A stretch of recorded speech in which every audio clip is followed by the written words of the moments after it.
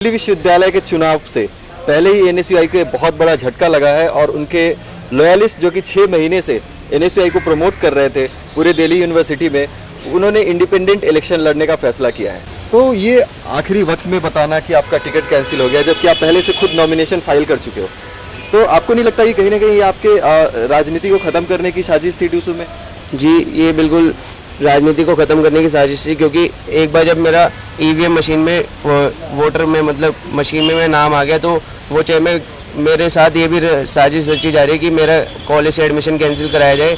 मेरे पास ऊपर से बहुत प्रेशर आया कि मैं कॉलेज से एडमिशन कैंसिल कराऊं, ताकि इन फ्यूचर मेरा बिल्कुल कोई स्कोप नहीं है, मैं कहीं पे मतलब इन डीयू में मैं कभी इलेक्शन कंटेस्ट नहीं कर सकता, क्योंकि एक बार मेरा बैलेट नंबर चढ़ चुका है, मेरा नाम चढ़ चुका है मशीन पे। तो कहीं ना कहीं आप पे दबाव बनाने की कोशिश हो रही है कि आप अपना नॉमिनेशन जो है वो वापस ले ले या फिर आप चुनाव ना लड़े, एडमिशन वापस ले ले, कैंसिल करा ले, जो भी है। जी, मैं बस जिस दिन से मेरा नॉमिनेशन फाइल हुआ और पार्टी वालों ने मेरे को खाली पहले ये बोला कि अपना सेक्रेटरी पे वापस ले लो, बाकी सब पे डाल दो, तो मैं सारा विड्रॉल वहाँ पर डाल के आया, सेक्रेटरी पे ले आया, तो उन्होंने अमित शरावत एक दूसरा कैंडिडेट है उनका भी उस पर डलवा दिया, और फिर मेरे को भूल के कि मेरे को विड्रॉल डालना है सेक्रेटरी पर कि नहीं। उनकी वजह से आज मैं इस जगह पर खड़ा हूँ और मैं इंडिपेंडेंट लड़ूंगा और जीत कर आऊँगा, और सब बच्चों को ये, अपने छात्रों को ये बताना चाहूँगा कि मैं इंडिपेंडेंट होकर भी, कोई पार्टी का नाम बस एक लोगों के लिए होता है कि एक पार्टी से हम कंटेस्ट कर रहे हैं, बट मैं इंडिपेंडेंट होकर भी लोगों के बीच में, बच्चों के बीच में जाकर उनके लिए काम करना चाहूँगा और उनको ये यकीन दिलाना चाहूँगा कि हमेशा उनके साथ रहूँगा। चलिए, आप ये बताइए कि आपके जो मेन एजेंडा या आपके मेन मुद्दे क्या होंगे इस चुनाव के लिए?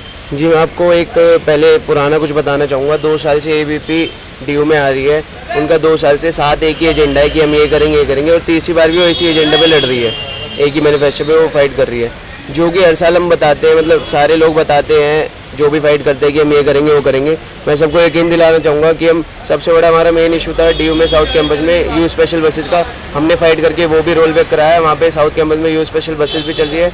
और हमारा दूसरा एक एजेंडा था साउथ कैंपस में कि हर कॉलेज के बाहर बॉयज़ एंड गर्ल्स के कॉमन काउंटर होने चाहिए बसेस के लिए, ताकि किसी को किसी भी तरीके की प्रॉब्लम ना हो। और दूसरा, हर कैंपस में हर कैंपस में गर्ल्स हॉस्टल बनने चाहिए, उनके लिए मैं काम करूँगा। सब बच्चों को ये, अपने छात्रों को ये यकीन दिलाना चाहूँगा कि वो मेरे को समर्थन, मेरा सपोर्ट करें, मैं उनके लिए काम करूँगा। डीयू में राइट टू एकोमोडेशन का मुद्दा बहुत उठा है और सभी पार्टियों ने कहीं ना कहीं इस चीज़ पर राजनीति की है।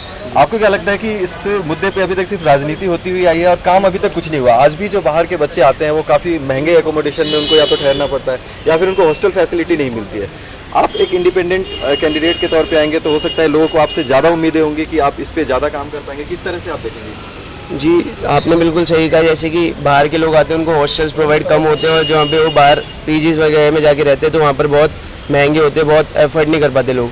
तो मैं उनको यकीन दिलाना चाहूँगा, जो भी मेरे से होगा, जहाँ पर भी जितने भी मैक्सिमम कॉलेजेस में हॉस्टल बनने लायक होंगे, और मैं उनके लिए काम करूँगा और उनके लिए हॉस्टल बनवाऊँगा, जितना भी होगा मैं अपने उनके साथ रहूँगा हमेशा।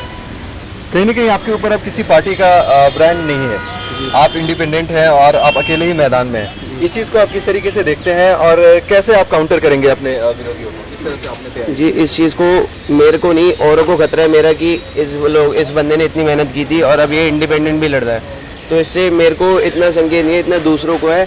मैं बच्चों के लिए आज तक फाइट कर, हमेशा उनके लिए काम किया था और आगे भी उन्हीं के लिए करना चाहता हूँ, तभी मैं इंडिपेंडेंट लड़ रहा हूँ, कंटेस्ट कर रहा हूँ इलेक्शन। किस तरीके से आपने तैयारी रखी है डीयू इलेक्शन के लिए पहले से?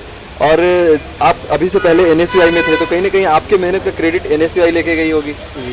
अब जो है आप अकेले मैदान में, एनएसयूआई का नाम आपके पीछे नहीं है, तो आपको क्या लगता है कि आपके सपोर्टर जो है वो अभी आपके साथ जुड़े हुए हैं? जी, वो सपोर्टर्स एनएसयूआई के नाम पे नहीं थे, वो मेरे नाम पे थे, वो सारी मेरी टीम थी, और जब मेरे साथ एनएसयूआई नहीं है तो वो किसी एनएसयूआई का सपोर्ट भी नहीं करेंगे, वो सब मेरे को सपोर्ट करेंगे। और वो मेरे को ये यकीन दिला रहे कि हम इलेक्शन कंटेस्ट भी करेंगे, लड़ेंगे भी, और जीत के भी एनएसयूआई को दिखाएंगे कि उन्होंने क्या गलती की, मुझे ये नहीं पता उन्होंने क्या किया क्या नहीं, क्या उनकी साजिश रंजी गई, और जो भी था मैं इलेक्शन लड़ूंगा और जीत के अपने छात्रों के लिए हमेशा काम करूँगा। तो अमित चौधरी का ये कहना है कि वो इंडिपेंडेंट कैंडिडेट होते हुए भी काफी मजबूत है और वो इलेक्शन को जीत कर दिखाएंगे। कहीं ना कहीं एनएसयूआई ने उनके साथ धोखा किया है, ऐसा उनका आरोप है। और जब पूरी तैयारी उनकी हो चुकी थी, 6 महीने से वो ऑलरेडी काम कर रहे थे, उसके बाद आन वक्त पर, आखिरी वक्त पर टिकट के लिए मना करना, ये कहीं ना कहीं गलत साबित हो रहा है। Abhijeet Thakur for IIM in DNA of India।